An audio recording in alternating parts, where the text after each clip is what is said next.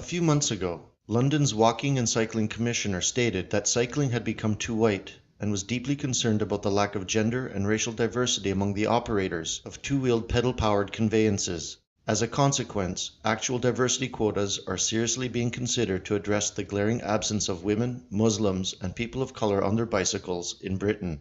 This follows a dangerous trend in which whites are the only group that government can interrogate and critically scrutinize whenever more than one of them seems to be enjoying themselves. The basic theory is, if more than two white people are engaged in some kind of hobby, it is in dire need of diversity, and the simple presence of whites will somehow scare all the people of color away.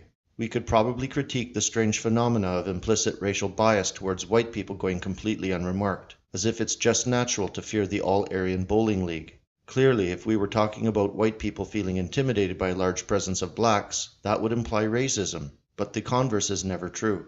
In this case, the Mammal Menace, in which cycling is dominated by white middle-aged men in lycra, policymakers are scratching their heads as if the ethnic homogeneity is evidence of some vast racist conspiracy. It makes one wonder if these idiots really believe that there are violent skinhead cyclist gangs silently cruising on their overpriced carbon fiber road bikes looking for blacks to beat up with their bicycle pumps. Are we really supposed to believe that women and minority groups are somehow intimidated by gangly cardio fags wearing skin-tight lycra?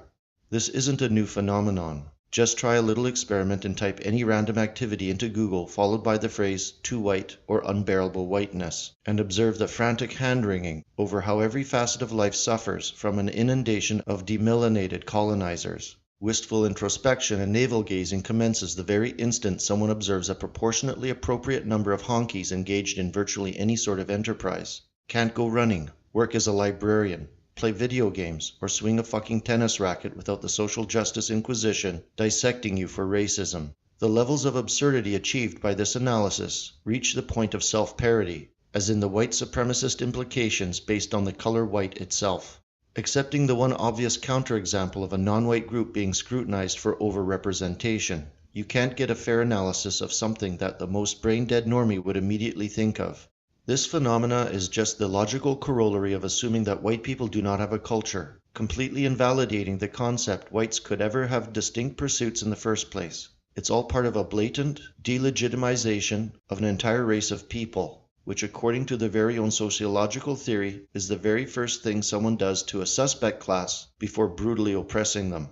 Despite bicycles originating in Europe and professional bike racing evolving as a pursuit of white European men, this is not in any way perceived as a natural pastime for that ethnic group in the same way that jazz music and fatally shooting people over their sneakers is widely accepted as authentic black culture. Apparently, if a white man is engaged in something, he is at best functioning as a placeholder until a more worthy group comes along, and at worst is actively blocking the POCs entitled to this hobby. This is what anti-white propaganda looks like.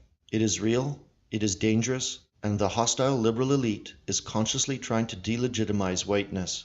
They're effectively denying whites any avenue for personal satisfaction, but more importantly, this will act as a prelude to real genocide.